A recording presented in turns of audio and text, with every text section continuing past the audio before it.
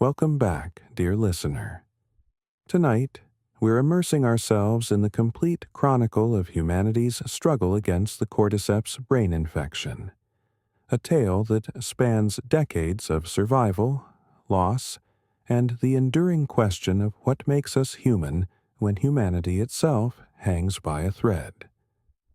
This is the full lore of The Last of Us, where fungal spores carry not just infection, but the weight of every choice made in desperation, every bond forged in extremity, every sacrifice that asks whether survival alone is worth the price we pay for it.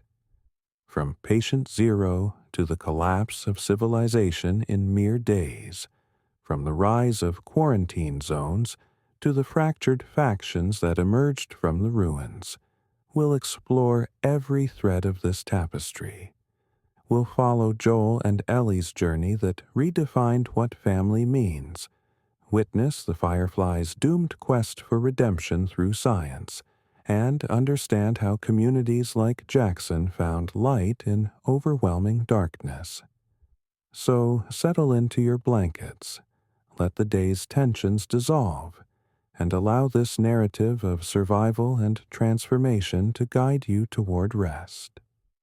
The clicking you might imagine is just your house settling. The spores you might envision are merely dust motes dancing in moonlight. Feel free to leave a like if these chronicles help you find sleep, and share in the comments where, in the world you're listening from, there's something beautifully ironic about a global audience simultaneously exploring humanity's near extinction as they drift toward dreams.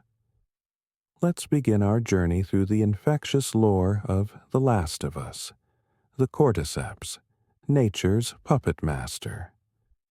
Millions of years before it would bring humanity to its knees, the Cordyceps unilateralis fungus had been perfecting one of evolution's most insidious strategies in the rainforests of the world.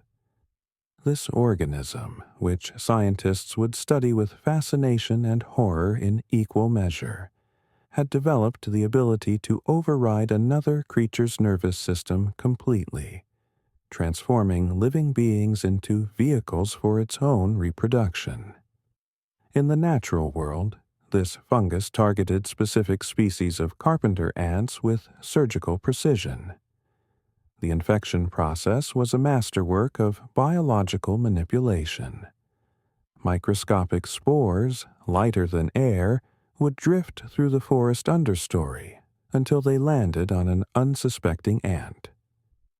These spores would adhere to the ant's exoskeleton and begin secreting enzymes that could dissolve through the chitinous armor that protected the insect. Once inside the ant's body cavity, the fungus would begin a careful colonization. It wouldn't immediately kill its host, death would come, but only after the fungus had achieved its reproductive goals.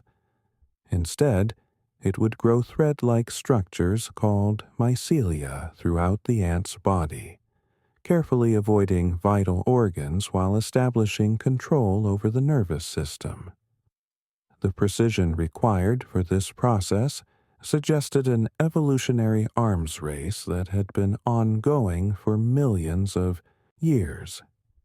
The most remarkable and terrifying aspect of Ophiocordyceps was its ability to control behavior.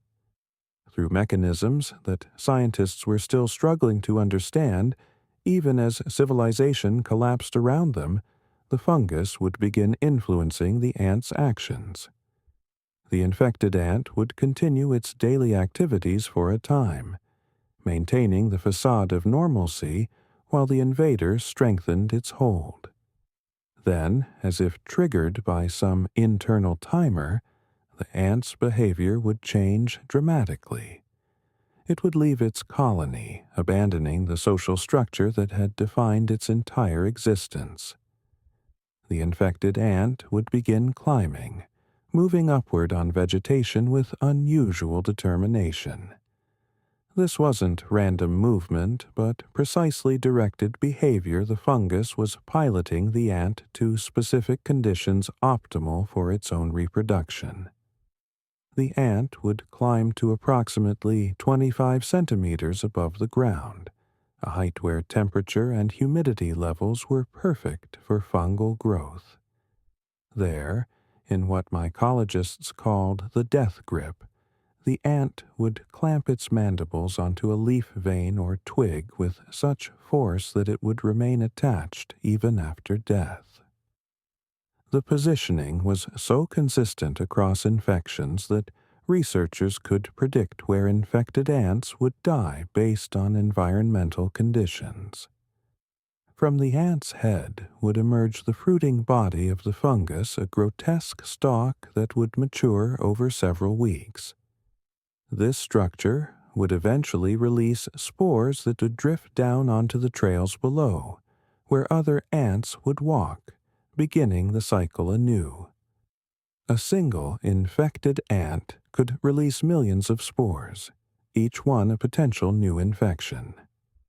Ant colonies had evolved fascinating defensive behaviors against Ophiocordyceps. Some species stationed specialized workers whose sole job was to identify and remove infected colony members before they could complete their transformation. These undertaker ants would carry infected individuals far from the colony before the death grip could occur, sacrificing one to protect many. It was a system that had worked for millions of years, keeping the fungus from completely destroying ant populations. The critical mutation. The jump from insects to humans should have been impossible. The biological differences were vast body temperature, immune system complexity, neural architecture, cellular structure. Every scientific understanding said that Ophiocordyceps unilateralis was locked into its insect hosts by millions of years of coevolution. The barriers between infecting an ant and infecting a human were considered insurmountable. The mutation that changed everything likely occurred in South America, where industrial agriculture had pushed into previously untouched rainforest. The exact mechanism remains unclear. Perhaps it was the widespread use of antifungal agents in industrial farming that created evolutionary pressure. Perhaps it was exposure to new chemical compounds from pesticides and fertilizers. Perhaps it was simply chance, a 1 in a billion genetic accident that happened to occur at exactly the wrong time. What is known is that sometime in late 2012 or early 2013, samples of flour and grain products from facilities in Colombia, Brazil, and Argentina began showing contamination with an unusual fungal strain. The contamination was subtle enough to pass standard food safety inspections the fungus had adapted to survive the processing methods used in industrial food production. The mutated cordyceps had acquired several critical adaptations. It could survive at human body temperature, whereas the original strain would die at anything above 94 degrees Fahrenheit. It had developed the ability to evade the human immune system's initial responses, disguising itself as benign until it had established itself too thoroughly to be eliminated. Most remarkably, it had evolved the capacity to interface with the far more complex human nervous system. Global food distribution networks, one of modern civilization's greatest achievements, became the vector for humanity's downfall. Contaminated flour was mixed with clean products, packaged and shipped worldwide. By the time the first cases were identified, infected products were sitting in stores, warehouses, and homes on every continent. The interconnectedness that had allowed civilization to flourish would enable its collapse.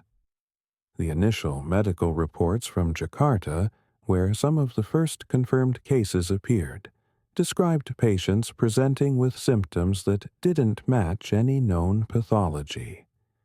High fever, muscle rigidity, and extreme aggression developed within 24 to 48 hours of consuming contaminated products.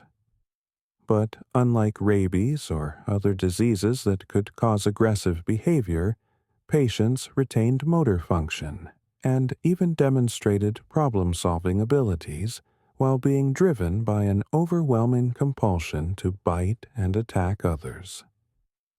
Dr. Ratna Pertiwi, a professor of mycology at the University of Indonesia, was among the first to identify the fungal nature of the infection.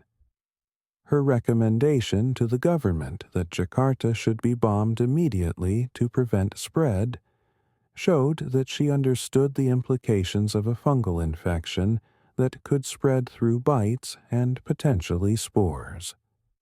Her warning went unheeded, dismissed as hysteria from an academic who didn't understand practical governance. September 26, 2013, the fall begins. September 26, 2013 would be remembered as Outbreak Day, though in truth the outbreak had been building for weeks like pressure in a geological fault. This was simply the day when the pressure exceeded society's ability to contain or deny it. The morning began with confused reports from hospitals worldwide about patients with similar symptoms appearing simultaneously, suggesting a common source rather than person-to-person transmission. In Austin, Texas, the Miller family was celebrating Joel Miller's birthday when the first emergency broadcasts began. Sarah Miller, Joel's 12-year-old daughter, watched the increasingly frantic news reports while her father remained at work and then a bar with his brother Tommy. The escalation from advisory to emergency to evacuate immediately took less than 3 hours. By the time Joel returned home, their neighbors were already fleeing or transforming. The Adler family next door provided the first glimpse of the horror. Mr. Adler, who just hours earlier had been a normal suburban father, had become something else. Still recognizably human, but driven by imperatives that weren't his own, he attacked with a determination that exceeded normal human aggression. The infection hadn't killed him, it had hijacked him, turned him into a vehicle for its own spread. The escape from Austin revealed how quickly social order could collapse. Traffic jams became death traps as infected individuals attacked trapped motorists. Emergency services, overwhelmed within hours, ceased responding to calls.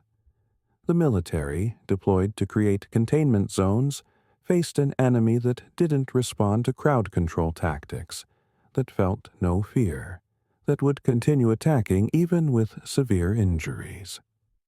The most traumatic moment came at the evacuation checkpoint. A soldier, following orders to prevent potentially infected individuals from leaving containment zones, opened fire on Joel and Sarah. The bullets that killed Sarah weren't fired by infected, weren't part of the fungal assault, but came from humanity's own response to the crisis. She died in Joel's arms not from the infection, but from the fear of infection, a victim of panic rather than pandemic. Tommy's separation from Joel during the chaos would define both their paths for years. While Joel retreated into himself, building walls around his heart that would take decades to breach, Tommy sought purpose in fighting back. Their different responses to the same trauma isolation versus engagement, cynicism versus hope, would eventually lead them to very different places. The speed of collapse. The mathematics of the infection's spread defied every epidemiological model. Within 48 hours of outbreak day, an estimated 60 of the world's population had been killed or infected. Traditional pandemic models assumed gradual spread, allowing time for response and adaptation. But the cordyceps infection spread through multiple vectors simultaneously contaminated food, bites from infected, and in areas of high concentration, airborne spores. The infection's ability to preserve and enhance certain functions while suppressing others made it uniquely dangerous. Infected individuals retained enough intelligence to open doors, navigate obstacles, and even use simple tools, but lost all higher reasoning that might restrain their aggression. They didn't need sleep in the traditional sense, didn't feel pain that would stop them, and could function with injuries that would incapacitate normal humans. Military responses failed for multiple reasons. Soldiers who had eaten contaminated rations became vectors within supposedly secure facilities. The rules of engagement developed for human conflicts didn't apply to enemies who couldn't be demoralized, negotiated with, or frightened into submission. Nuclear weapons, deployed in desperation by several nations, created dead zones, but couldn't address the infection already spread throughout populations. The Internet, humanity's great communication network, fragmented and failed in sections as data centers lost power and personnel. The last coordinated global communication came from the International Space Station, whose crew reported watching the lights of civilization go out across continents.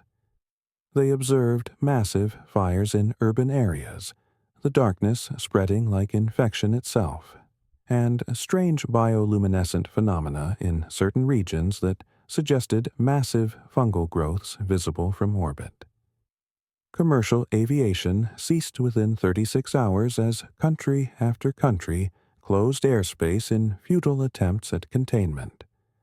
Ships at sea were ordered to remain in international waters, becoming floating refugees until supplies ran out. Some of these vessels would drift for years, ghost ships carrying mysteries about their crew's fates, occasionally washing ashore like messages from the last days of the old world. Understanding the infected. As medical infrastructure collapsed, the scientists and doctors who survived began documenting the stages of cordyceps infection in humans. Unlike fictional zombies, infected individuals weren't dead. They were alive, but no longer in control of their actions. The fungus had evolved a sophisticated process for assuming control while keeping the host functional. The initial infection typically occurred through ingestion of contaminated food, though bites from infected individuals quickly became the primary transmission vector. Once in the bloodstream, the fungus would begin producing specialized cells that could cross the blood-brain barrier.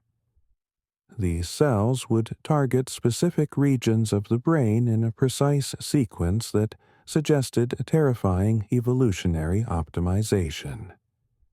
First, the fungus would suppress activity in the prefrontal cortex, eliminating higher reasoning and decision-making capabilities. This process typically took 24 to 48 hours from initial exposure. Infected individuals would experience increasing aggression, loss of speech capabilities, and degradation of fine motor control while retaining gross motor function and basic problem-solving abilities. As infection progressed, the fungus would begin physically altering the host's body. Fungal growths would emerge from wounds and eventually through the skin itself, serving multiple purposes. These growths protected vital areas, produced spores for reproduction, and in later stages developed sensory capabilities to compensate for the loss of normal senses. The stages of infection became a horrible progression that every survivor memorized. Runners. the recently infected retaining most human appearance but driven by violent impulses. They were fast, aggressive, and still possessed enough human intelligence to navigate complex environments. The name came from their tendency to sprint at potential victims with frightening speed. Stalkers. After weeks of infection, subjects developed enhanced sensory capabilities and predatory patience.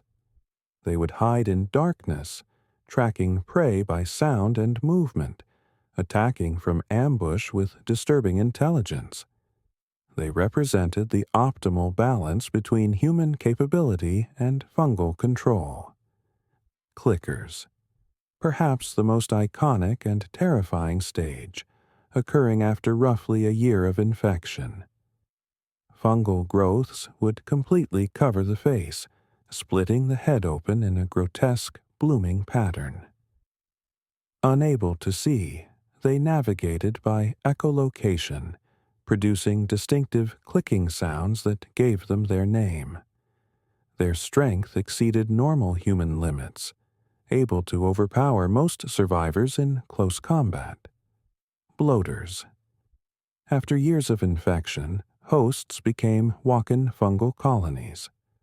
Covered in thick, armor-like growths, they were nearly impossible to kill with conventional weapons. They could tear chunks of fungal matter from their bodies to throw as spore bombs, creating clouds of infectious material that could overwhelm even gas masks. Shamblers. A variant that developed in consistently wet environments. These infected released clouds of acidic spores when damaged. They moved slowly but could contaminate large areas, making them especially dangerous in confined spaces. The Rat King, the rarest and most horrifying form, created when multiple infected had been in close proximity for decades. Their bodies would fuse together into a single, multi-limbed abomination that combined the worst aspects of all infection stages. The rise of Phaedra. In the chaos following Outbreak Day, the Federal Emergency Management Agency evolved into the Federal Disaster Response Agency, FEDRA, becoming the de facto government in much of the former United States. Military commanders, being part of one of the few command structures that survived intact, naturally assumed leadership roles as civilian government collapsed. FEDRA's approach to survival was brutally pragmatic. They established quarantine zones in defensible urban areas, using existing infrastructure where possible. Cities with natural barriers, rivers, mountains, oceans were prioritized. Boston, with its harbor and historical fortifications, became one of the most successful. Seattle, protected by water and mountains, seemed ideally positioned. Atlanta, home to the CDC, received resources based on the hope that a cure might be developed. The selection process for who could enter QZs was ruthlessly utilitarian. Priority went to those with useful skills, doctors, engineers, soldiers, farmers. Families were often separated if some members were deemed more valuable than others. The elderly, disabled, and chronically ill were frequently turned away, left to survive or die outside the walls. Inside the QZs, FEDRA rule was absolute. Martial law wasn't just declared, but enforced with public executions for violations. Food distribution was controlled completely, with rations tied to work assignments. Democracy, civil rights, and due process were abandoned as luxuries humanity could no longer afford. The message was clear. Survival required sacrifice of freedom. The transformation of FEDRA from emergency response to authoritarian government happened through necessity rather than design. Each harsh measure was justified by the arithmetic of survival executing potential infected might be cruel, but allowing infection inside the walls would doom thousands. Forced labor might violate human rights, but essential services had to continue. Food rationing might cause suffering, but it prevented starvation and riots. Fedra developed sophisticated systems for maintaining control. Propaganda broadcasts emphasized the chaos outside the walls and the protection Fedra provided. Schools became indoctrination centers, where children learned carefully crafted versions of history that justified current policies. A system of informants was established, with extra rations for those who reported dissent. The organization's military forces evolved from traditional armed services into something more like medieval knights. Soldiers received the best food, medicine, and housing. Their children got preferential treatment in schools and work assignments. This created resentment, but also incentive military service became one of the few paths to a better life within the QZs. Life in the quarantine zones inside Boston QZ. One of the largest and most stable daily life bore little resemblance to the pre-outbreak world. The city had been divided into strictly controlled districts. The military district, surrounded by the highest walls and best defenses, housed Fedra personnel and their families. Civilian residential areas were segregated by work assignment. Essential workers lived closer to the center, while general laborers and the unemployable were pushed to barely maintained periphery areas. The workday began with sirens at 5 a.m. Citizens would report to their assigned jobs maintaining the wall, growing food in rooftop gardens, producing ammunition, treating the sick. The concept of weekends had disappeared. Every day was a workday with only rotating shifts providing rest. Those who couldn't work received half rations, creating a desperate scramble for any employment. The economy functioned on ration cards rather than money, though a complex black market used pills, ammunition, and pre-outbreak luxuries as alternative currencies. Smugglers became essential figures in this shadow economy, bringing in goods that made life bearable: coffee, alcohol, batteries, books, music. They operated through bribes, hidden tunnels, and corrupted guards, maintaining a flow of contraband that Fedra tacitly tolerated as a pressure release valve. Children born after the outbreak knew no other life. Fedra schools taught them practical skills, identifying infection stages, basic medical treatment, weapon maintenance, urban agriculture. History focused on the chaos of the outbreak and Fedra's role in preserving humanity. The old world was presented as a cautionary tale of excess and complacency. These children grew up hard, practical, and completely unprepared for concepts like democracy or individual freedom. Healthcare was basic but functional, focused on preventing epidemics that could devastate the concentrated population. Antibiotics were worth their weight in gold. Surgery was often performed without anesthetic. Mental health was completely ignored in a world where everyone had PTSD. Trauma was just background noise. The suicide rate, never officially acknowledged, was evident from the number of apartments that regularly became available. Recreation was limited to Fedra-approved activities. Radio broadcasts provided news and propaganda.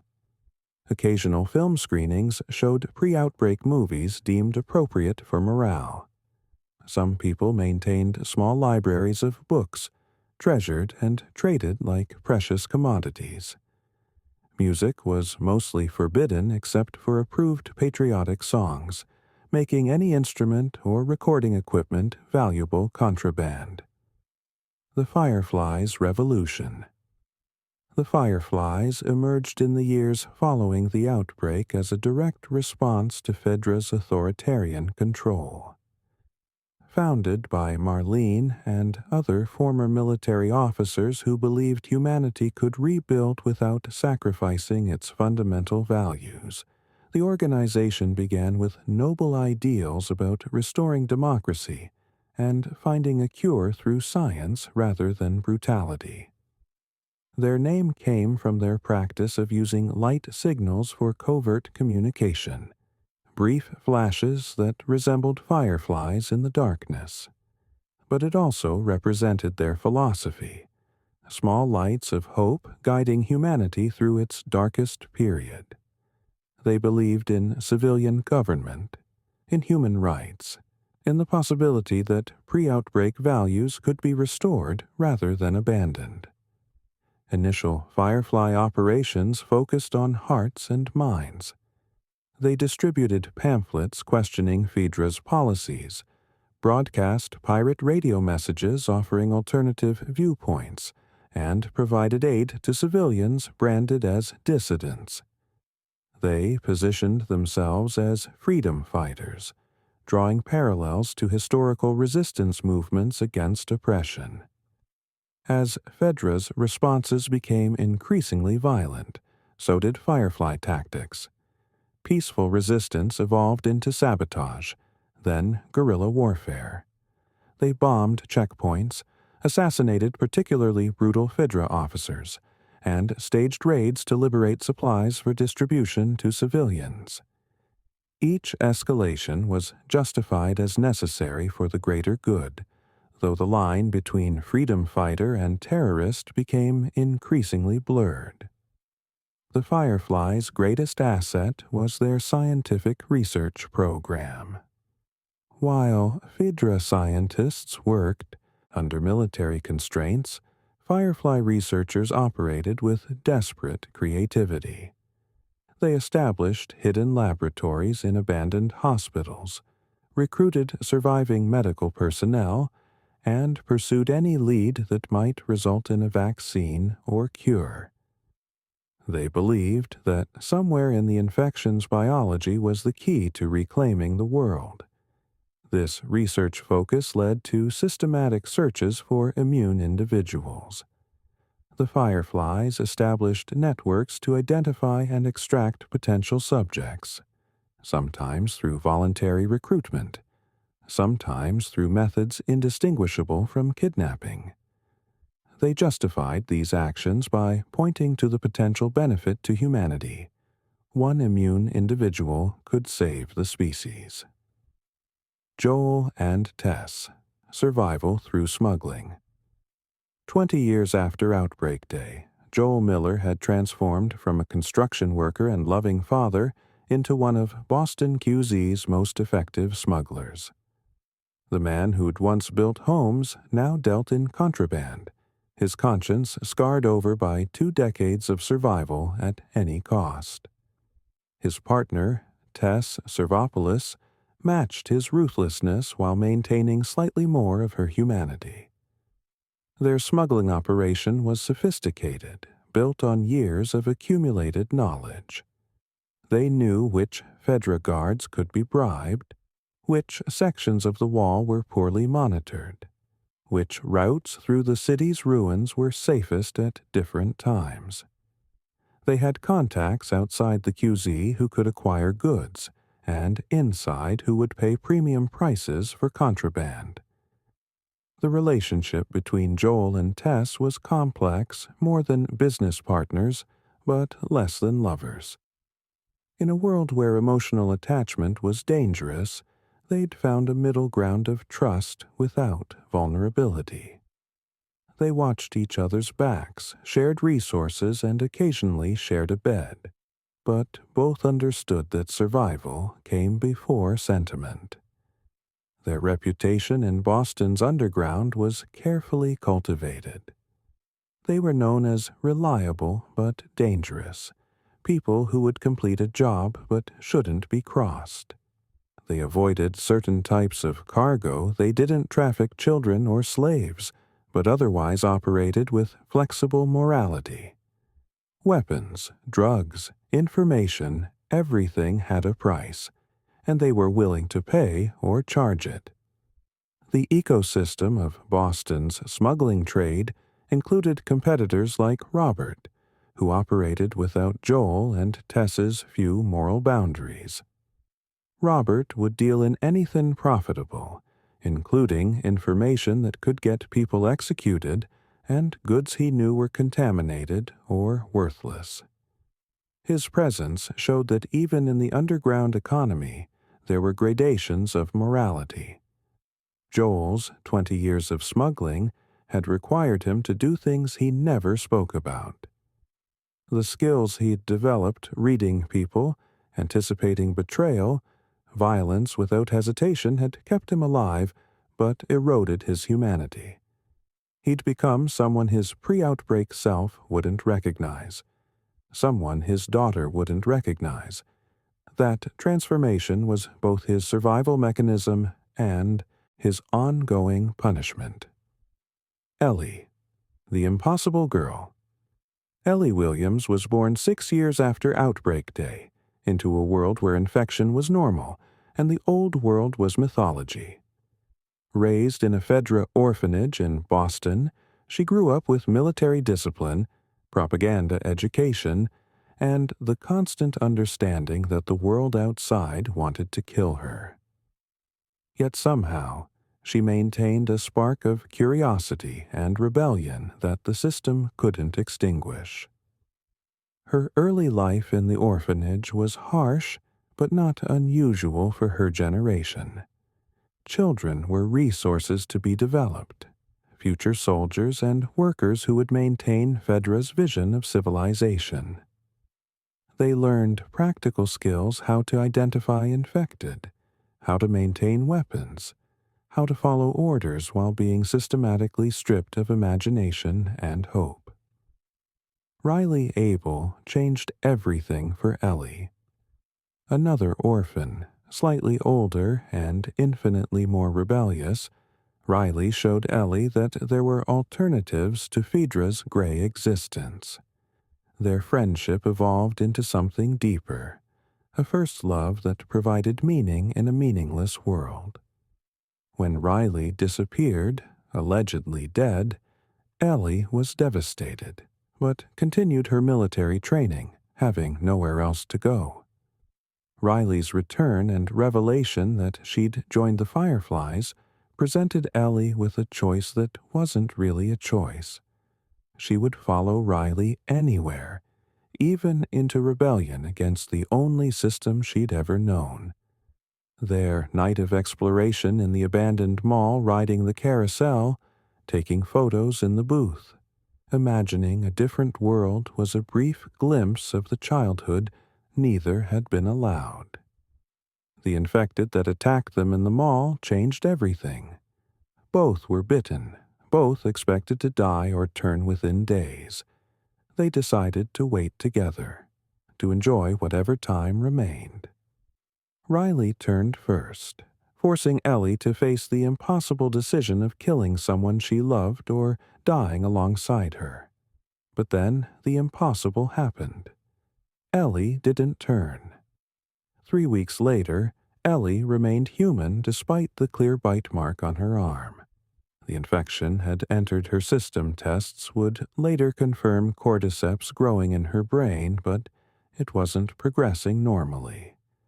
She was infected, but not infected, carrying the fungus without being controlled by it.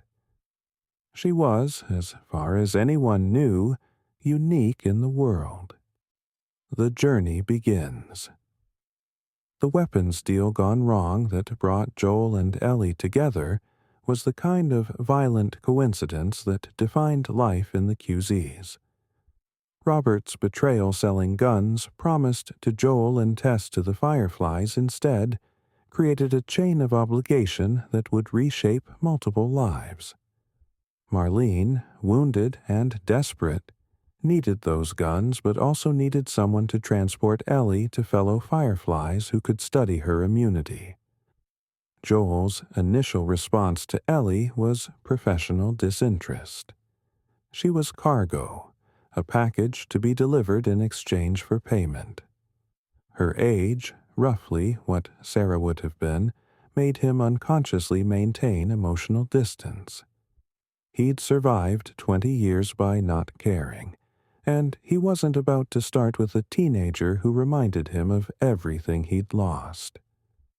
The journey to the State House, where Firefly extraction teams were supposed to be waiting, revealed the first cracks in everyone's plans. The city beyond the QZ'd walls was a graveyard of civilization. Buildings collapsed or overgrown, streets rivers of vegetation. The infected they encountered showed various stages of transformation. Runners still recognizably human, clickers navigating by sound, bloaters that had been infected for decades. The discovery that the Firefly team was dead changed everything. Tessa's revelation that she'd been bitten during their escape, that she was already feeling the infection taking hold, transformed a simple smuggling job into something larger. Her final demand that Joel complete the mission, deliver Ellie to other Fireflies who might create a cure, was both practical and personal. She wanted her death to mean something. Tessa's sacrifice, holding off Fedra soldiers while Joel and Ellie escaped, transferred a burden Joel hadn't asked for. He was now responsible for potentially humanity's only hope for a cure, bound by a promise to a dead woman he'd cared about more than he'd admitted. The journey that began as a business transaction had become a mission with species-level implications. Billstown. The cost of isolation. Lincoln, Massachusetts.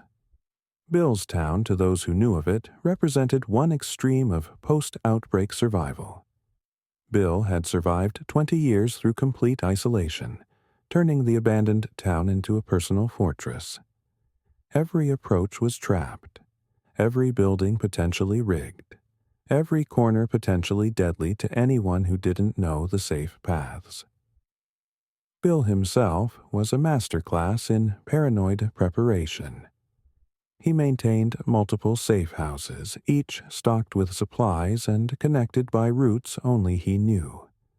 He had working vehicles, rare 20 years after the outbreak, maintained through obsessive scavenging and mechanical genius. He had weapons, food, medicine, everything needed for survival except human connection. His relationship with Frank, revealed through a suicide note, showed the price of Bill's isolation.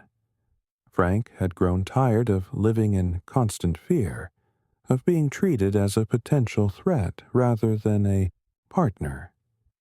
His decision to kill himself after being bitten rather than becoming infected was also a final message to Bill that survival without living wasn't worth the effort. Joel and Bill's relationship was complex, built on mutual benefit rather than friendship. They'd traded with each other for years, each recognizing a kindred spirit in ruthless pragmatism. But Ellie's presence disrupted this dynamic. Her youth, her questions, her refusal to be impressed by Bill's elaborate defenses, all challenged his worldview that other people were just dangers to be avoided. The infected, trapped in Billstown, showed how even the best defenses weren't perfect. Runners in the school, a bloater in the gym, these were reminders that nowhere was truly safe, that isolation could trap dangers inside as easily as keep them out. Bill had created a prison where he was both warden and sole inmate. The car battery and truck Bill provided became more than just transportation. They represented mobility in a world where most vehicles had long since failed, but also the possibility of journey, of purpose beyond mere survival. As Joel and Ellie drove away, Bill returned to his empty town, his isolation now even more complete with Frank gone. Pittsburgh, Hunter Territory. The drive from Massachusetts to Wyoming required passing through Pittsburgh, a city that had become synonymous with danger among travelers. After successfully overthrowing Fedra control, the citizens had discovered that freedom without resources just meant a different kind of death. The city had devolved into hunter territory, where survivors preyed on travelers for supplies. Joel recognized the hunters' ambush tactics because he'd once used them himself. After Sarah's death, he and Tommy had survived by any means necessary, including hunting other survivors. Those years were something Joel never discussed, but they'd equipped him with skills and knowledge that kept him alive. He knew how hunters thought because he'd been one. The battle through Pittsburgh was urban warfare at its worst. The hunters knew every building, every shortcut, every sniper position. They'd turned the city's geography into a weapon. But Joel had advantages to experience, Ellie's unexpected competence with weapons, and, most importantly, a purpose beyond immediate survival. Henry and Sam, the brothers they encountered, represented a different survival story. Henry was trying to protect his younger brother Sam, who was deaf, a significant disability in a world where hearing danger coming could mean survival. Their temporary alliance with Joel and Ellie showed that even in the worst circumstances, cooperation was possible. The escape through the sewers revealed another failed attempt at rebuilding civilization. The sewer community had tried to create normalcy underground schools, nurseries, safe spaces for children. But it had fallen to infection like everywhere else, leaving only evidence of hopes that couldn't survive reality.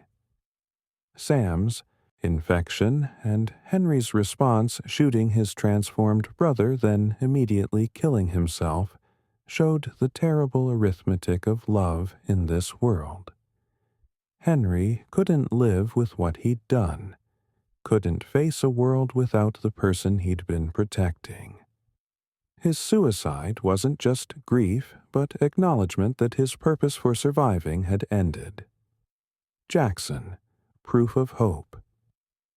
The arrival in Jackson, Wyoming, revealed what human civilization could become when not constrained by Fedra's authoritarianism or reduced to hunter brutality. The settlement, led by Joel's brother Tommy and his wife Maria, had achieved something remarkable, a functioning community that balanced security with freedom. The hydroelectric dam that powered Jackson was both practical and symbolic.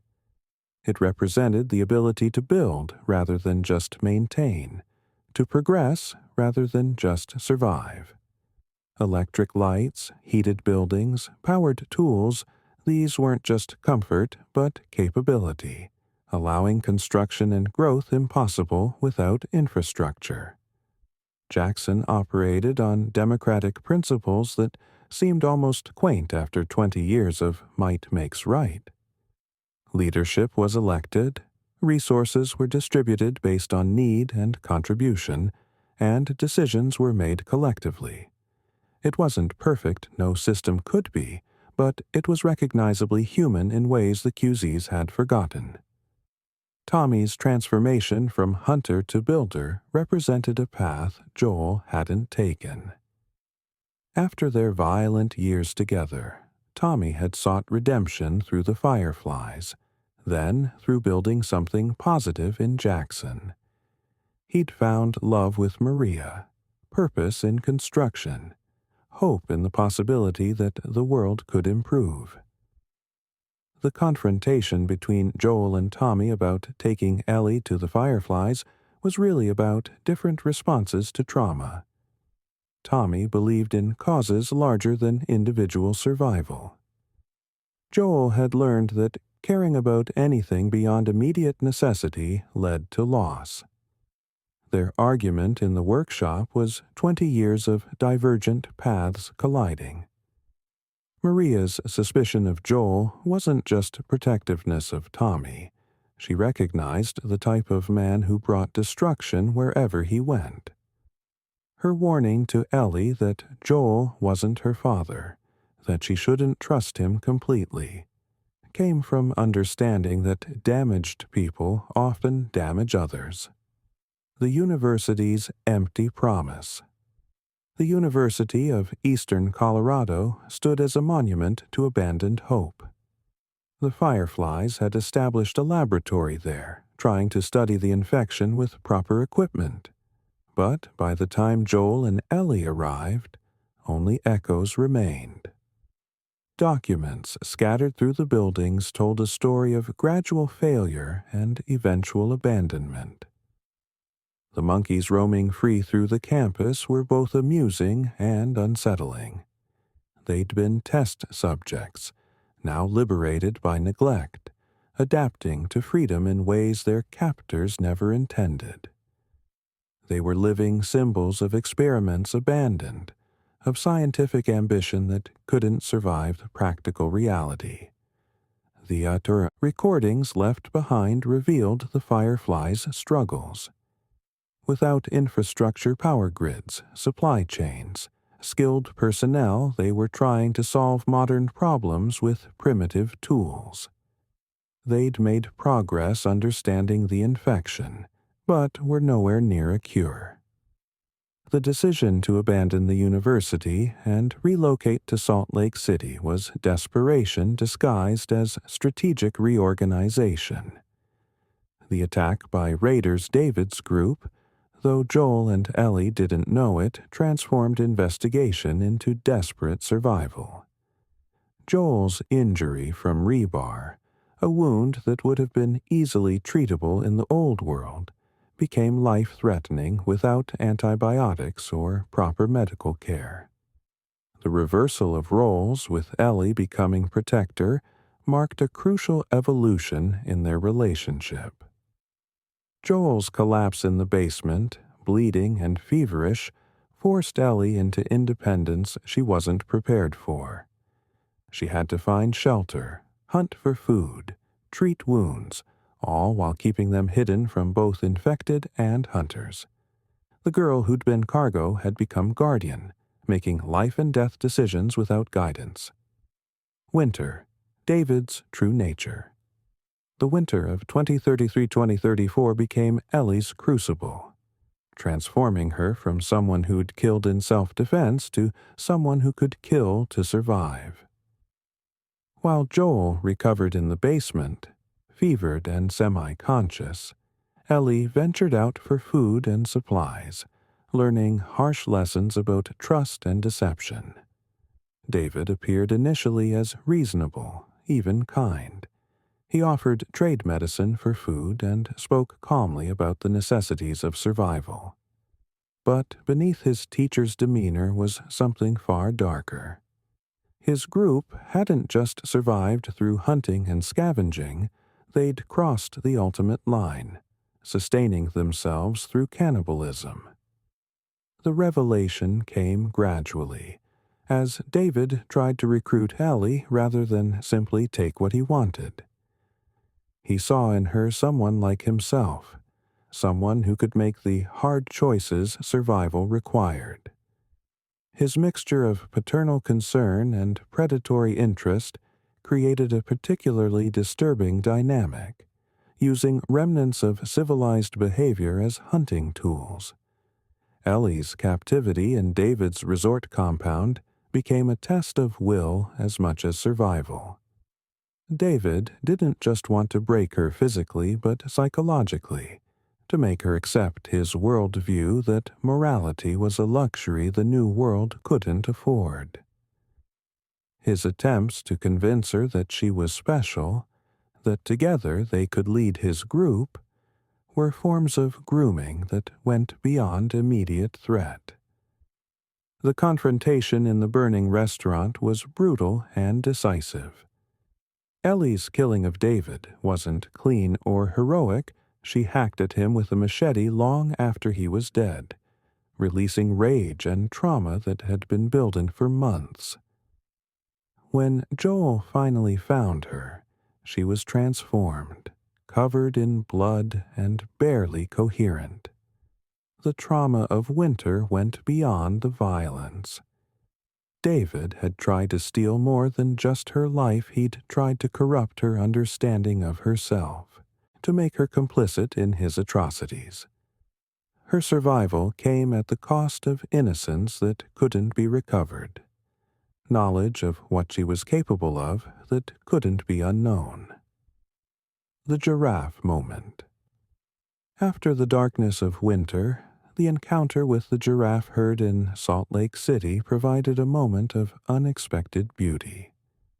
These animals, escaped from the city zoo, had adapted to urban life, grazing on overgrown vegetation, moving through abandoned streets with majesty that seemed to mock human catastrophe. For Ellie, who'd never seen such animals outside of books, the giraffes represented wonder that could still exist. Her joy in feeding them, in watching them move with impossible grace, was a reminder that she was still capable of experiencing beauty despite everything she'd endured.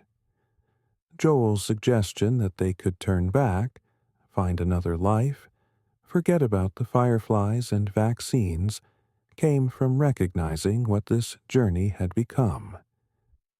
It wasn't about humanity's salvation anymore, it was about his connection to Ellie, about protecting someone he'd come to love as a daughter. The mission Tess had died for had been replaced by something more personal. But Ellie couldn't abandon the purpose that had driven them so far. Her immunity had to mean something, had to justify all the death and suffering they'd witnessed and caused. The idea that she could save humanity gave meaning to Riley's death, to Sam's transformation, to every terrible thing that had happened. The moment with the giraffes was a pause before the final descent, a chance to appreciate beauty before confronting ultimate choices. It was also Joel's last opportunity to change course, to prevent what he somehow knew was coming. His failure to convince Ellie to turn back sealed both their fates. St. Mary's Hospital, the truth. The Fireflies at St. Mary's Hospital were desperate in ways their propaganda never admitted. Reduced to a fraction of their former strength, operating with failing equipment and dwindling supplies, they saw Ellie as their last chance for relevance. Her immunity wasn't just medical hope, but organizational salvation. The speed with which they prepared for surgery revealed their desperation.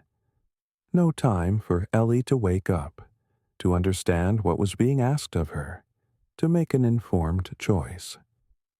Marlene and the doctors had decided that one girl's life weighed against humanity's future was an easy calculation. The fact that the surgery would kill Ellie was presented as unfortunate, but necessary. Dr. Anderson, the lead surgeon, genuinely believed he could create a vaccine. His notes showed careful planning, understanding of the fungal biology, theories about how immunity could be replicated. But his certainty was based on hope as much as science. Without proper equipment, without ability to mass produce or distribute a vaccine, success was far from guaranteed. Marlene's decision to proceed without Ellie's conscious consent revealed the moral compromise at the Fireflies' heart. They claimed to fight for freedom and democracy, but would murder a child without giving her a choice. The greater good had become justification for abandoning the principles they claimed to defend. Joel's rampage through the hospital was shocking in its efficiency and brutality. He killed Firefly soldiers who thought they were saving humanity, doctors who believed they were performing necessary sacrifice, people who might have been good in any other circumstance. But for Joel, they were obstacles between him and the person he'd come to love as a daughter. The operating room confrontation was brief and decisive. Joel killed the doctors and nurses without hesitation, carrying an unconscious Ellie out while alarms wailed, and the Fireflies' last hope died on the operating table. His choice was made in seconds, but would define years, save Ellie. Doom the world, accept any consequence. The necessary lie. Joel's lie to Ellie as she woke in the car that there were dozens of immune people, that the Fireflies had stopped looking for a cure, that raiders had attacked the hospital was both protection and selfishness.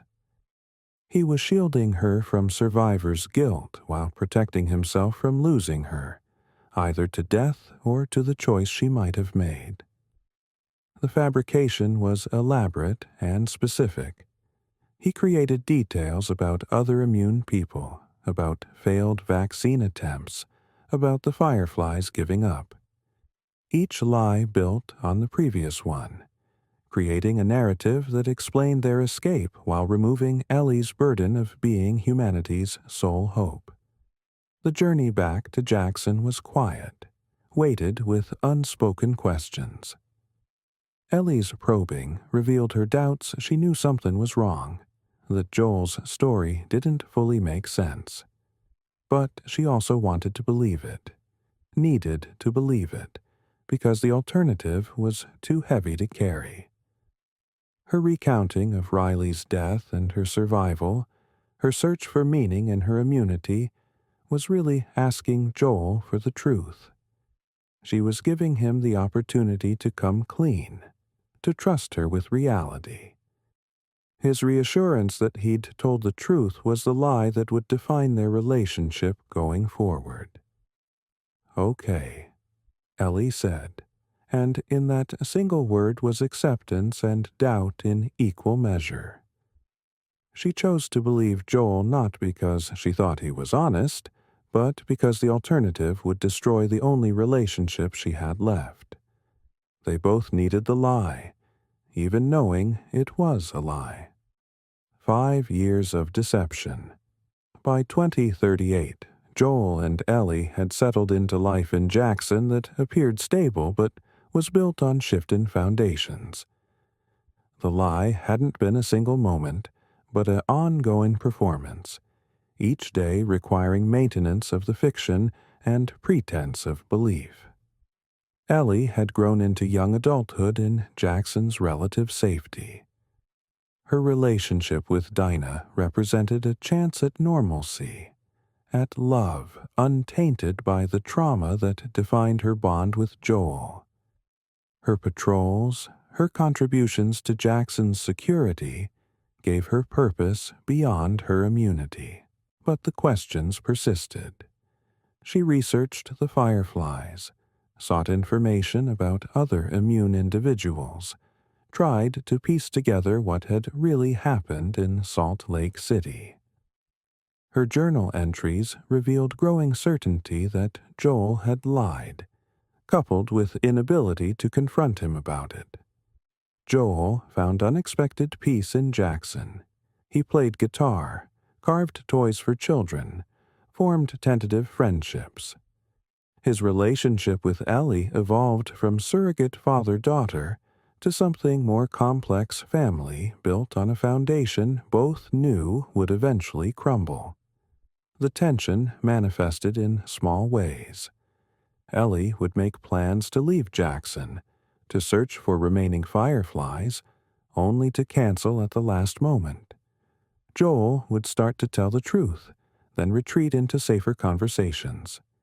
They danced around the lie like it was infected, dangerous to approach, but impossible to ignore forever. Abby's quest for vengeance. While Joel and Ellie built their fragile peace, Abby Anderson was shaped by the hospital massacre into someone defined by need for revenge. Her father, Dr. Anderson, had been murdered while trying to create a vaccine. She'd found his body, seen her community destroyed, lost everything to one man's inability to let go. The Washington Liberation Front, WLF, formed from former Fireflies and other survivors, became Abby's new family. Based in Seattle, they'd carved out territory through military discipline and overwhelming force. The WLF represented what the Fireflies might have become with better resources and fewer scruples. Abby transformed herself into a weapon. She built her body through obsessive training, turning muscle into armor against vulnerability. Every weight lifted, every mile run, every combat drill completed brought her closer to being someone who could face Joel Miller and win. The intelligence network tracking Joel took years to produce results.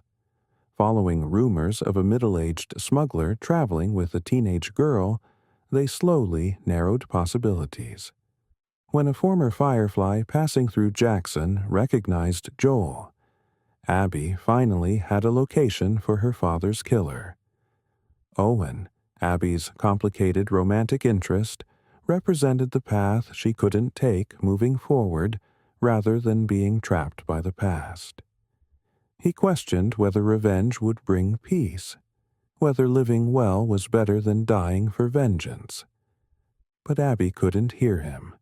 Revenge had become her identity's cornerstone. The murder, the patrol from Jackson that Joel and Tommy joined on that winter day in 2039, was routine until the blizzard forced them to seek shelter. The group of young people they encountered, claiming to be travelers caught in the storm, seemed like fellow survivors needing temporary aid. Abby's group had planned meticulously. They knew patrol routes, waited for weather that would force deviation, prepared the hunting lodge as a trap. When Joel and Tommy helped them escape infected, when they accepted shelter in return, they walked into carefully orchestrated revenge. The revelation of Joel's identity, him speaking his own name, was the moment everything changed. Tommy's additional information about Jackson, offered in the spirit of community openness, sealed their fate. Abby's shotgun blast to Joel's leg was precisely placed to incapacitate without killing. What followed in that basement was methodical torture. Abby used a golf club, wanting Joel to suffer as she had suffered, wanting him to understand loss before death. Joel's refusal to explain, to justify, to beg, only intensified her rage. He faced his consequences with resignation, suggesting he'd expected this moment since leaving Salt Lake City. Ellie's arrival, forced to watch Joel's final moments, created a new cycle of trauma and revenge. Her screams, her threats, her desperate attempts to save Joel were the sounds of another child losing a parent figure to violence. Abby, in achieving her revenge, had created another version of herself. The hunt through Seattle. Ellie's pursuit of Abby through Seattle revealed a city divided between two factions, the militaristic WLF and the religious Seraphites locked in brutal conflict. Into this war zone, Ellie brought her own mission of vengeance, adding another layer of violence to an already burning city. Seattle had adapted to post-outbreak existence uniquely. The constant rain accelerated decay, creating a verdant apocalypse where nature rapidly reclaimed urban spaces. The infected here had evolved differently, with shamblers releasing toxic spores adapted to the wet environment. Each member of Abby's group that Ellie tracked down and killed was just an obstacle to her true target. She tortured them for information, killed them without hesitation, became someone Joel wouldn't have recognized. The girl who'd been horrified by her first kill had become someone who could execute without emotion. The confrontation with Owen and Mel at the aquarium went wrong in every way. Owen tried to protect pregnant Mel. Ellie tried to extract Abby's location, and it ended with both dead. The revelation of Mel's pregnancy after killing her created a parallel to Dina's condition that shattered Ellie's certainty. Jesse's death upon entering the theater was sudden and pointless. One moment alive, the next gone, with no final words or meaning. His death served only to fuel more vengeance, more suffering, more perpetuation of cycles that had been spinning since the outbreak began. Abby's parallel journey. While Ellie hunted through Seattle, Abby was discovering that revenge brought no peace. Killing Joel hadn't resurrected her father, hadn't ended her nightmares, hadn't filled the void. If anything, it had made things worse now she didn't even have purpose. Her rescue of Yara and Lev, young Seraphites who should have been enemies, represented unconscious seeking of redemption. Protecting them, especially Lev, who'd been cast out for refusing his assigned gender role, gave Abby purpose beyond violence.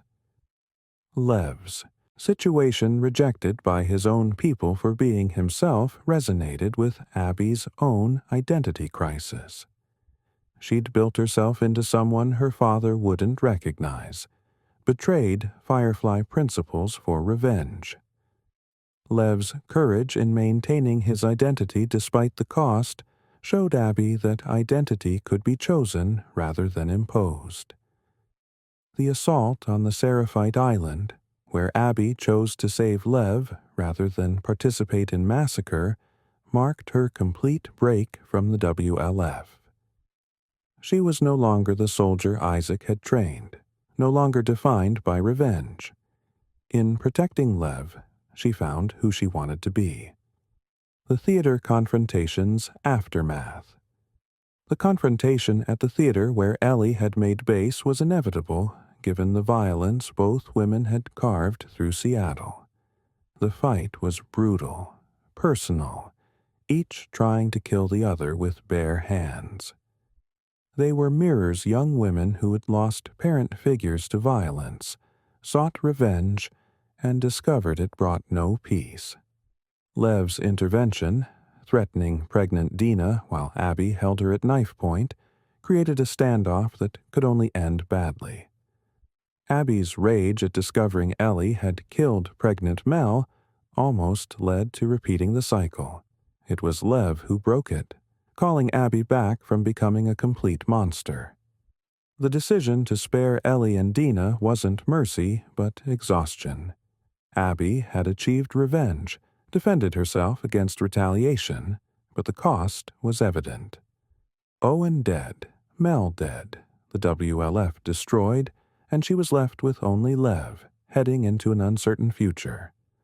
Tommy's survival, paralyzed and half-blind from Abby's bullet, was perhaps crueler than death. The capable survivor who'd helped build Jackson was reduced to bitterness and disability, his obsession with revenge surviving even crippling injury. The farm's false peace. The farm outside Jackson, where Ellie and Dina tried to build a life, was picturesque in ways that mocked their trauma. Sheep grazed, vegetables grew, baby JJ brought laughter that had seemed impossible after Seattle. It was the life Ellie claimed to want, the peace she said she sought. But PTSD doesn't respect bucolic settings. Ellie couldn't hear certain sounds without being transported back to Joel's death. Sleep brought nightmares so vivid she would wake gasping, sometimes attacking threats that weren't there. The guitar Joel had taught her to play became both comfort and torture. Dina tried to be understanding, to provide stability Ellie needed. She'd lost Jesse, had her own trauma from Seattle, but could compartmentalize in ways Ellie couldn't. The baby needed feeding regardless of nightmares. The animals needed tending despite flashbacks. Life moved forward even when psychology remained stuck. Tommy's visit shattered their fragile peace. His information about Abby's possible location in Santa Barbara. His manipulation using Joel's memory. His disappointment when Ellie initially refused he'd lost everything to revenge, and couldn't bear the thought that Ellie might escape that fate. Ellie's decision to leave the farm, to abandon Dina and JJ for another chance at revenge, was both inevitable and tragic. She believed killing Abby would bring closure, stop the nightmares, make her whole again. Dina's ultimatum was clear. If Ellie left, they wouldn't be there when she returned. Santa Barbara, the Rattler's cruelty. The California that Ellie found was different from the Pacific Northwest's verdant decay. Here, the infection had burned through populations quickly, leaving vast areas empty rather than infected. The dry climate prevented fungal growth, but made water precious, fought over with lethal determination. The Rattlers represented yet another variation of post-outbreak human organization slavers who'd built an economy on human suffering. They captured survivors, forced them into labor, traded people as commodities. Their compound, built around a resort, was a machine for breaking spirits and extracting value from bodies. Ellie's capture was brief but revealing. The casual cruelty of their operations, the efficiency of processing new slaves, the complete dehumanization of captives, it was evil systematized beyond even David's cannibalism. They'd moved past survival into profit, past necessity into cruelty for its own sake. The slave uprising Ellie triggered by releasing them and providing weapons was chaos incarnate. Years of suppressed rage exploded instantly. Former captives turned on captors with shocking violence. The transformation from victim to victimizer was instantaneous, suggesting brutality was contagious. Finding Abby and Lev among the slaves, crucified on beach pillars as punishment for escape attempts, should have been Ellie's moment of triumph. But the skeletal figure cut down bore little resemblance to Joel's killer. Months of slavery had reduced Abby to near death, her muscles wasted, her spirit seemingly broken. The beach, choosing to stop. Ellie's insistence on fighting Abby even in her emaciated state revealed the depth of her psychological need for resolution. It couldn't end with Abby dying of exposure. Ellie needed to be the instrument of death, needed personal vengeance. Threatening to kill Lev if Abby didn't fight was manipulation learned from their previous encounters. The fight in shallow water was less combat than assisted suicide. Abby could barely stand while Ellie retained strength. But as Ellie held Abby underwater, as drowning became imminent, something shifted. The memory that surfaced wasn't Joel's death, but his life sitting on his porch, playing guitar, existing in peace. The decision to let Abby live wasn't forgiveness. It was exhaustion. Ellie realized killing Abby wouldn't bring Joel back, wouldn't stop nightmares, wouldn't fill the void. It would just add another ghost to her collection. The cycle had to end with someone choosing not to continue it. Abby and Lev's departure in the boat, heading toward a Firefly base that might not exist, was an ending without resolution. They were alive but transformed. Lev had lost everything, survived unimaginable trauma. Abby had achieved revenge and found it meaningless. Discovered redemption came through protecting others rather than avenging the past. Ellie's return to the abandoned farm was the final heartbreak. Dina and JJ were gone, taking warmth and life with them. The guitar Joel had given her, which she could no longer play properly due to her missing fingers, represented everything lost in pursuit of revenge. The Cordyceps victory. Throughout all human drama, the Cordyceps infection continued its patient conquest. It didn't care about revenge, redemption, or human meaning. It simply spread, evolved, and survived. 25 years after Outbreak Day, the fungus had achieved what no human faction could total: permanent change to the world. The infection had evolved multiple strains and stages, each adapted to different environments and purposes. Runners for quick spread in populated areas, clickers for long-term survival in urban environments, bloaters as walking spore bombs, shamblers for wet climates, the rat king as the ultimate expression of fungal colony organization. Climate change, accelerated by civilization's collapse, created new territories for fungal growth. Warming temperatures allowed spread into previously hostile regions. Increased humidity in some areas created perfect spore production conditions. The fungus was patient, adaptable, utterly indifferent to human concepts. Yet life persisted. Immune individuals like Ellie suggested humanity might be evolving resistance, though the frequency of such immunity remained unknown. Communities like Jackson showed human cooperation could create safety and even prosperity. Children born post-outbreak adapted to the new reality with remarkable resilience. The question of humanity's ultimate survival remained open. Would isolated communities gradually reconnect, rebuilding civilization? Would the infection eventually burn out, having consumed all available hosts? Would natural selection produce widespread immunity? Or would the fungus prove to be Earth's next dominant life form? The meaning in meaninglessness. The complete lore of The Last of Us ultimately suggests that meaning isn't inherent, but created. In a world where civilization collapsed in days, where most of humanity died or transformed, where survival required terrible choices, the characters had to create their own purpose or surrender to nihilism. Joel found meaning in protecting Ellie, even at the cost of humanity's potential salvation. His choice was selfish by any utilitarian measure, but it was also profoundly human, valuing the specific over the abstract, the known over the possible, love over statistics. Ellie searched for meaning in her immunity, believing it had to justify all the suffering she'd witnessed and caused. When that meaning was taken from her by Joel's lie, she sought it in revenge.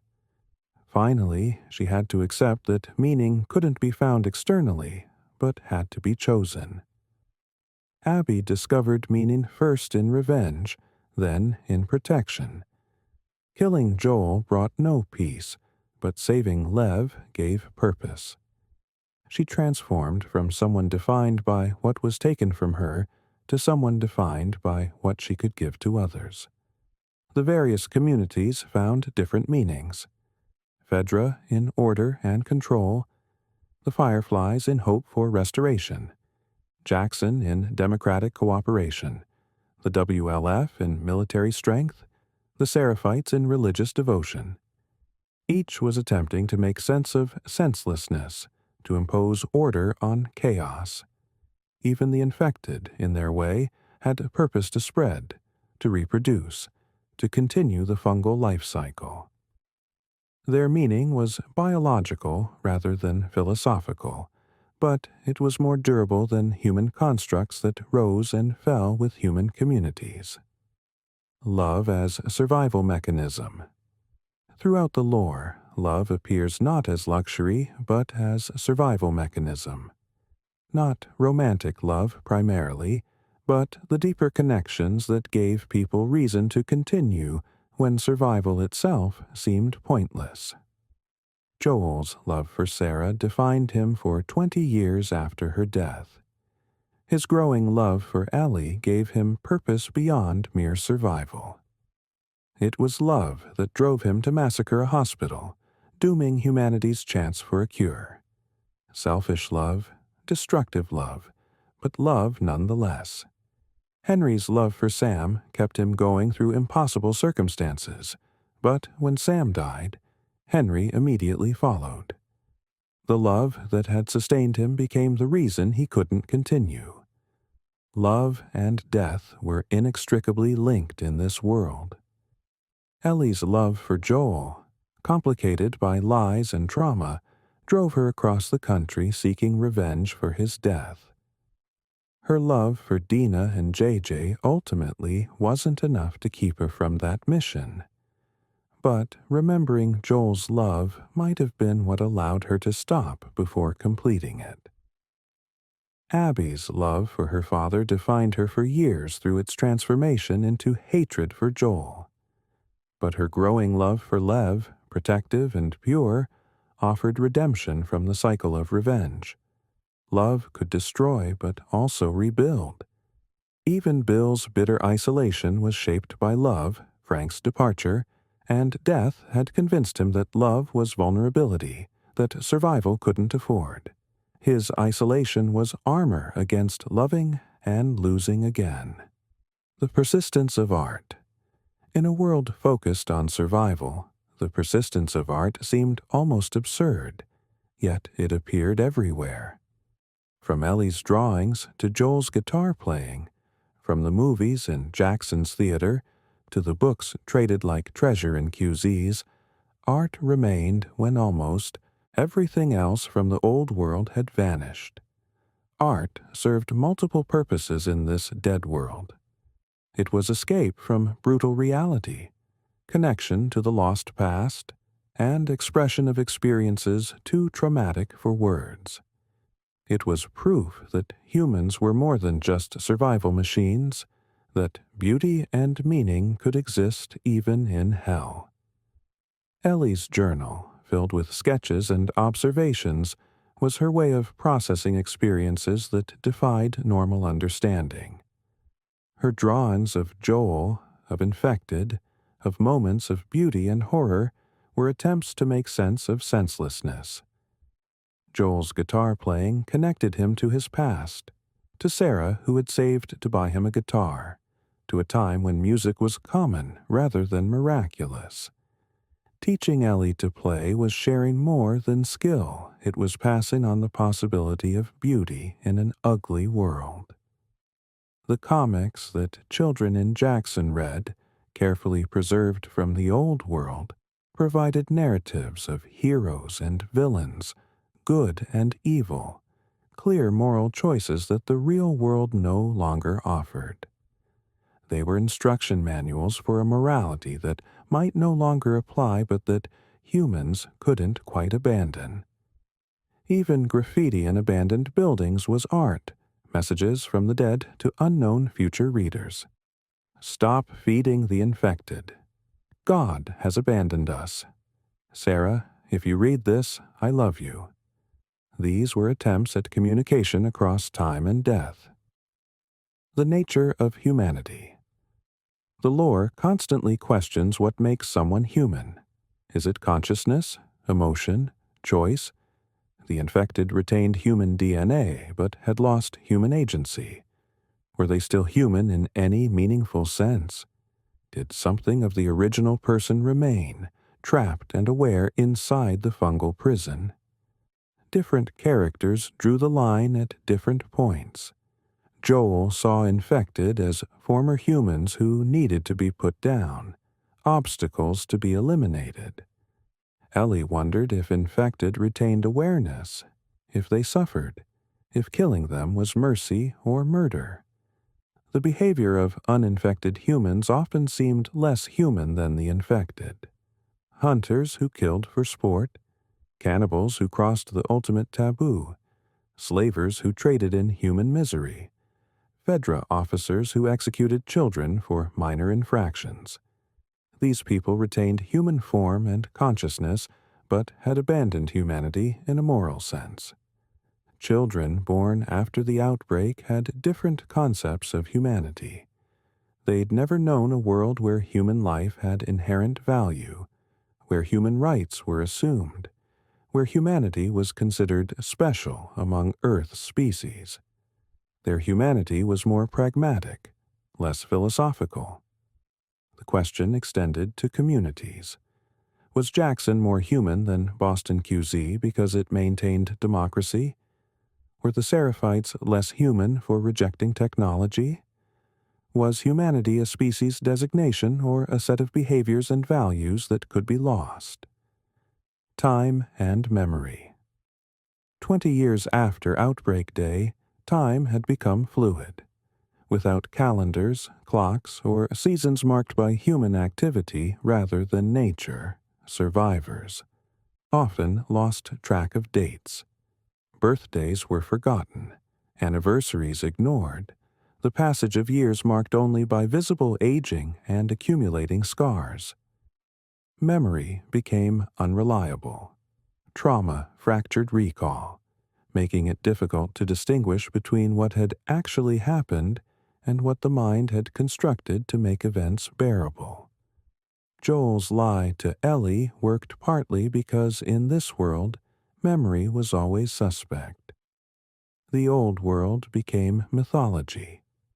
Children born post-outbreak heard stories of airplanes, internet, and grocery stores like fairy tales. These seemed no more real than stories of dragons or magic. The speed of collapse meant that within a generation, most of human history had become legend. Different groups remembered differently. Fedra's official history emphasized chaos and the need for order. The Fireflies remembered democracy and freedom. Jackson remembered community cooperation. Each group's memory of the past shaped their vision for the future. Personal memory was equally fluid. Joel remembered Sarah perfectly, but struggled to recall his life between her death and meeting Ellie 20 years compressed into a blur of survival without meaning. Ellie couldn't remember her parents, but remembered every detail of Riley's face.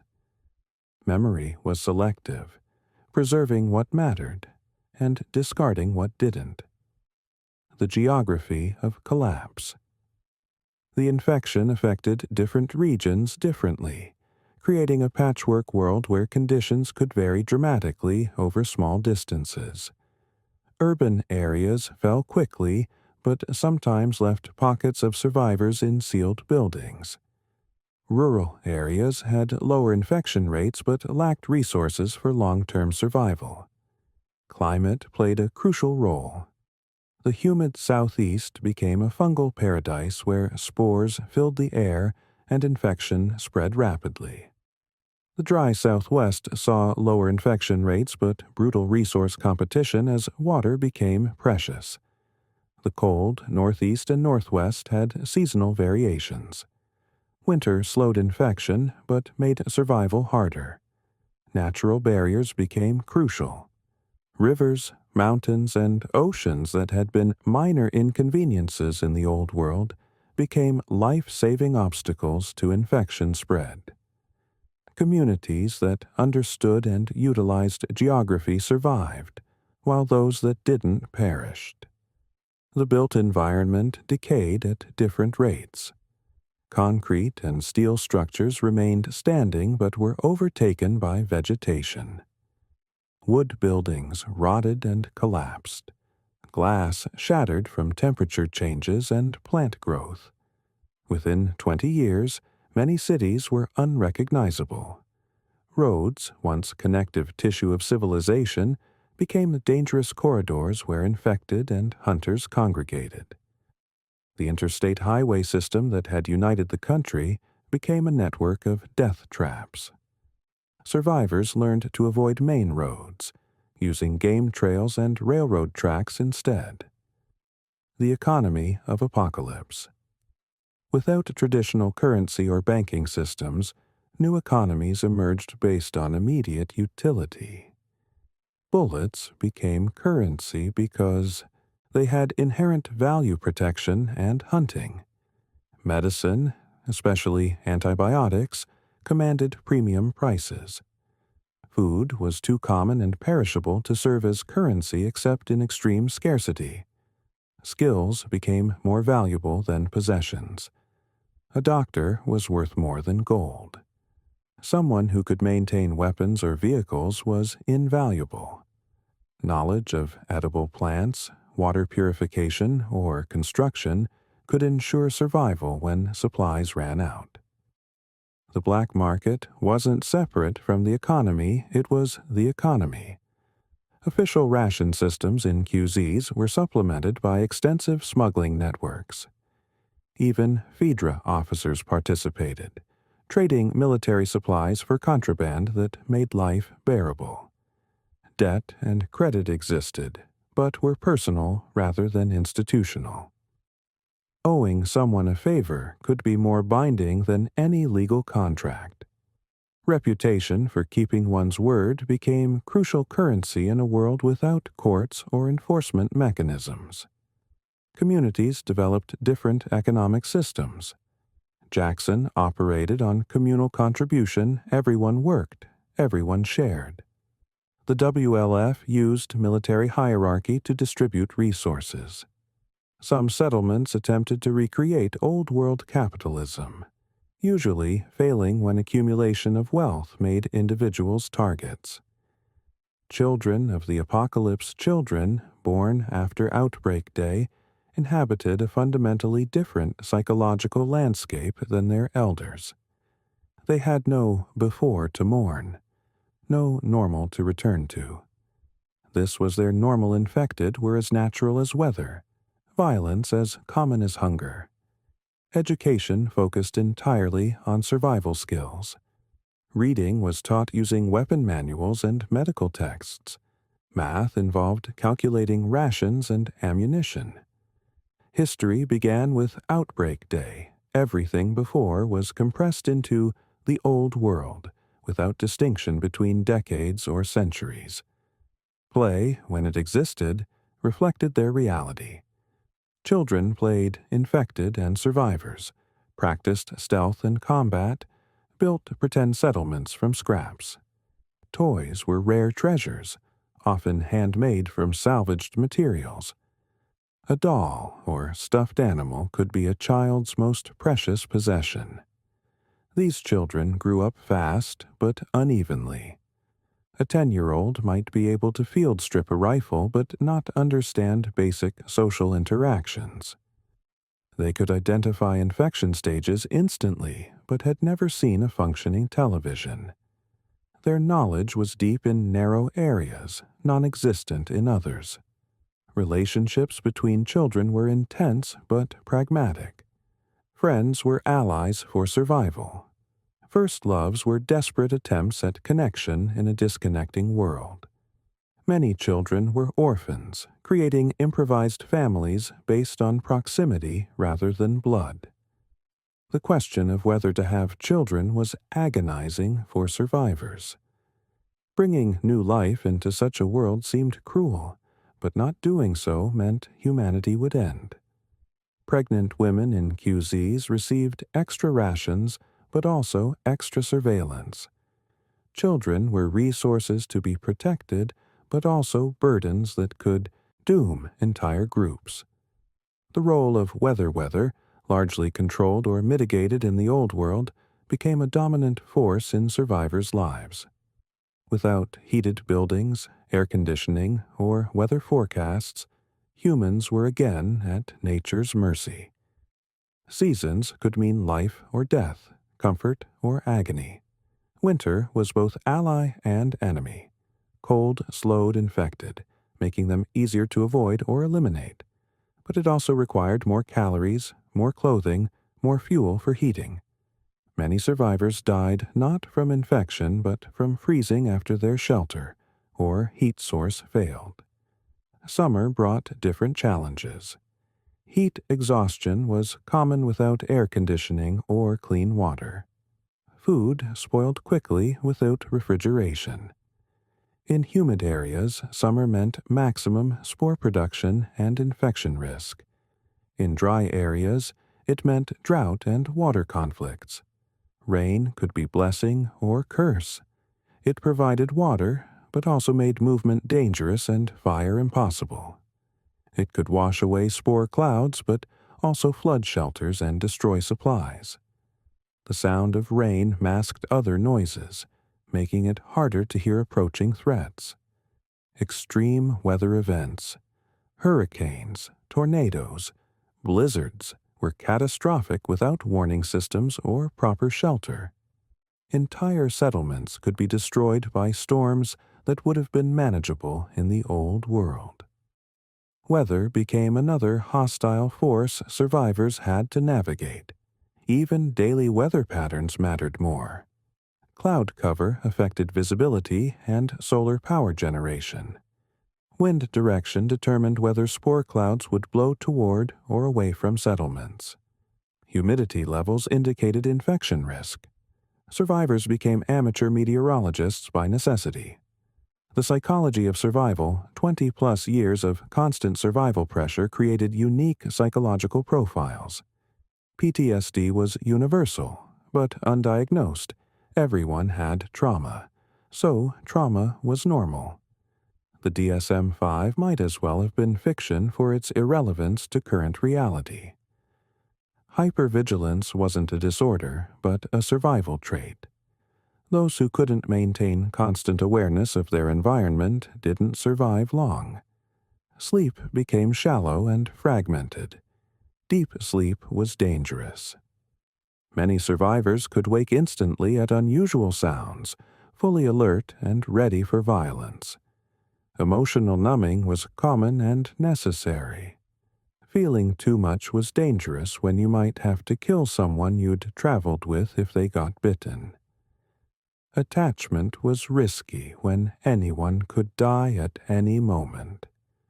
Many survivors described feeling like observers of their own lives rather than participants. Violence changed from traumatic to routine. The first kill was devastating. The 10th was difficult. The 100th was Tuesday. This desensitization was protective but also corrosive, eroding empathy and human connection. Many survivors couldn't remember how many people they'd killed. Different people broke in different ways. Some became paranoid, seeing threats everywhere. Others became reckless, courting death through unnecessary risks. Some retreated into fantasy, creating elaborate internal worlds to escape reality. Others became hyper-focused on single goals: revenge, finding family, reaching specific locations. Recovery, in the traditional sense, was impossible. There was no safe space to process trauma, no therapists to provide treatment, no medications for mental health. People either adapted their trauma into functional survival strategies, or they died. The mythology of immunity. Ellie's immunity created ripples beyond its practical implications. Stories of an immune girl spread through survivor networks, evolving with each telling. Some versions made her a saint, others a demon. She became mythological before she was 20. Different groups interpreted immunity differently. Scientific-minded survivors saw it as evolution, humanity adapting to the new threat. Religious groups viewed it as divine intervention or diabolic corruption. Some believed immunity could be transferred through blood or other bodily fluids, leading to disturbing attempts to acquire it. The possibility of natural immunity existing beyond Ellie was constantly debated. Surely she couldn't be unique among billions of humans. But if others existed, they had reasons to hide. Being immune made you valuable in ways that could destroy your autonomy. Everyone would want to use you for their purposes. False immunity claims were common. Survivors would fake bite marks or claim they'd been infected and recovered. These lies usually ended badly when the claimant was bitten for real, or when groups tested immunity through deliberate exposure. The absence of immunity in children born to infected parents suggested it wasn't simply genetic. Ellie's immunity seemed to be a unique mutation or circumstance, rather than a heritable trait. This made her even more precious and isolated. She couldn't even pass on her gift. The evolution of language evolved to reflect the new reality. New words emerged for things that hadn't existed before. Clicker for echolocating infected, runner for recently turned, QZUDs replacing city names. Old words gained new meanings. Clean meant uninfected. Dark meant without electrical power. Outside meant beyond settlement walls. Euphemisms developed around death and infection. People didn't die. They turned or went dark. Children weren't murdered. They were freed or released. Cannibalism, in groups that practiced it, was called survival protein, or the long pig solution. Technical language from the Old World gained broader usage. Medical terms became common knowledge. Everyone knew what cordyceps meant, could describe infection stages, understood basic wound treatment vocabulary. Military terminology entered civilian speech through Phaedra's influence. Regional dialects developed as communities became isolated. Jackson had different slang than Boston QZ. The Seraphites developed their own religious vocabulary. The WLF used military jargon exclusively. These linguistic differences could immediately identify someone's origin. Written language became rare and precious. Most children learned basic literacy but had little opportunity to practice. Books were valuable not just for their content, but as teaching tools. Graffiti and signs became primary forms of written communication. Journals, like Ellie's, were deeply personal and carefully hidden. The question of cure. The possibility of a cure remained humanity's great hope and great curse. It drove the Fireflies to extremism, justified Joel's massacre, motivated Ellie's survivor guilt. But what would a cure actually mean in this transformed world? A vaccine would prevent new infections but wouldn't cure the already infected. Millions of runners, clickers, and bloaters would remain dangerous. It would take generations to clear them all, assuming that was even possible. The infected might continue reproducing faster than they could be eliminated. Distribution would be nearly impossible without infrastructure. No mass production facilities, no transportation networks, no refrigeration for storage. A vaccine that required multiple doses or regular boosters would be useless. Even a perfect single-dose vaccine would take decades to distribute globally.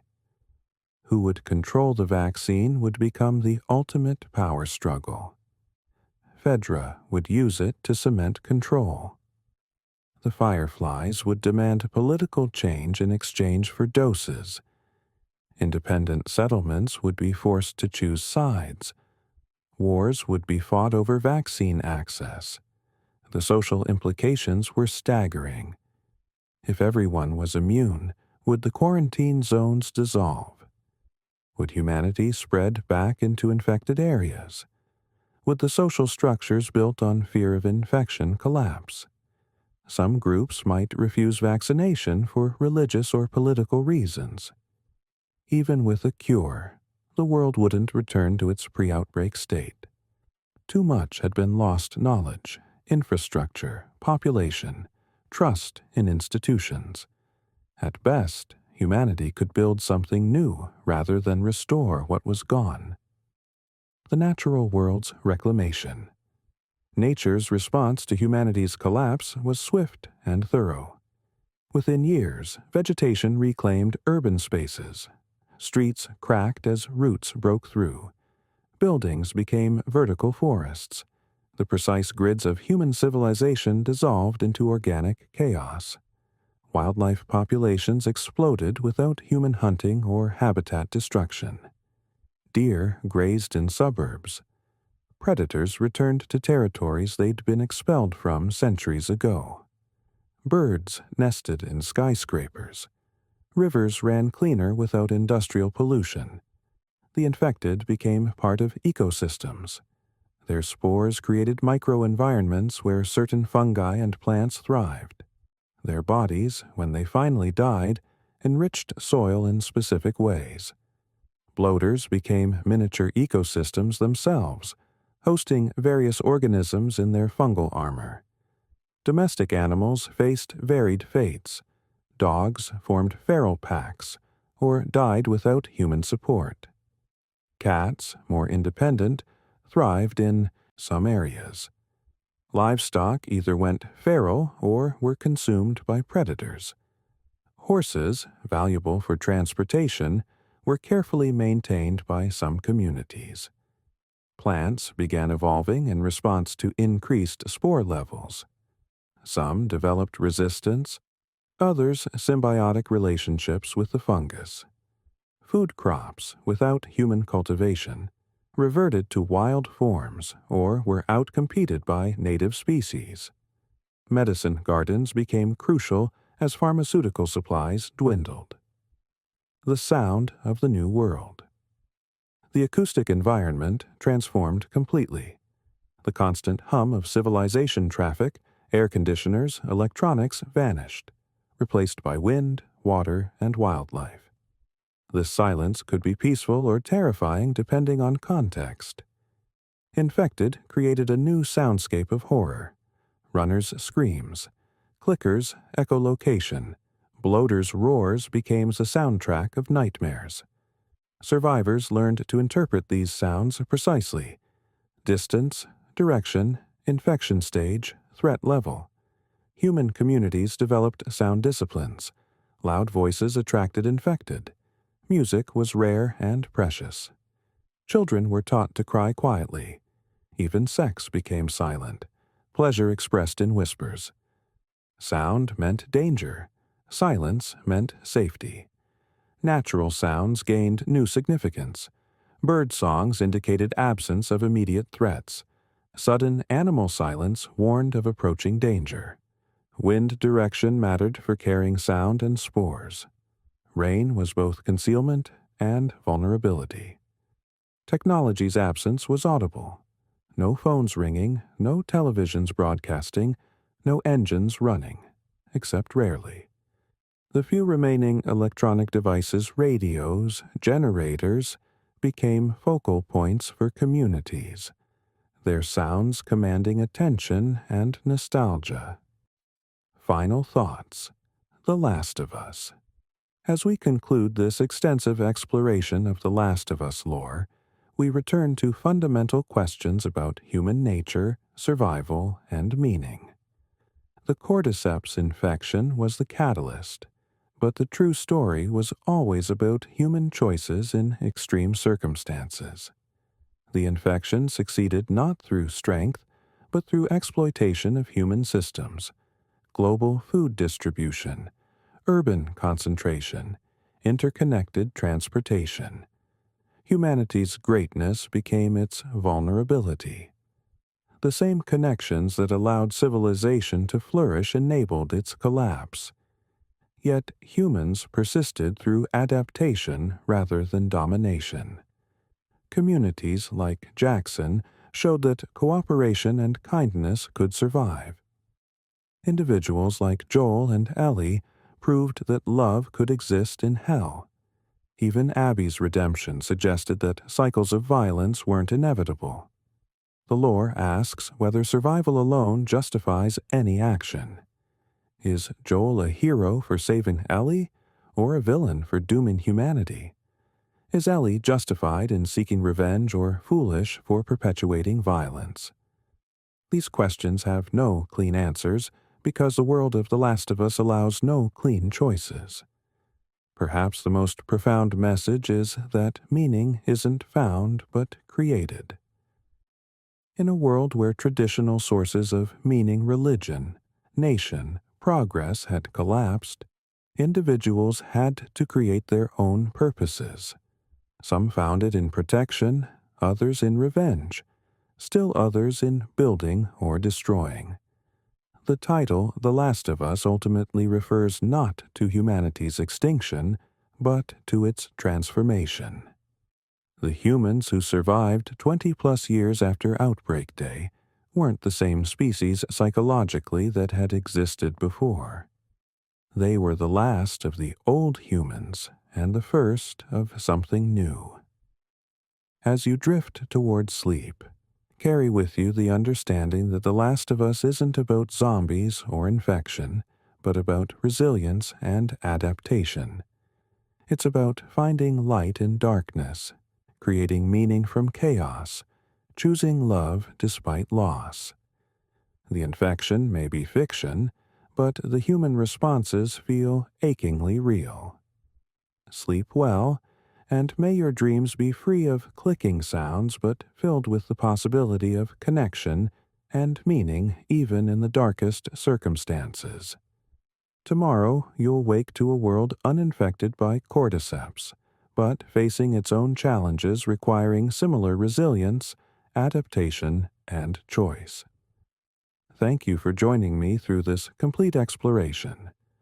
The lore of The Last of Us is indeed infectious not through spores, but through its unflinching examination of humanity under pressure.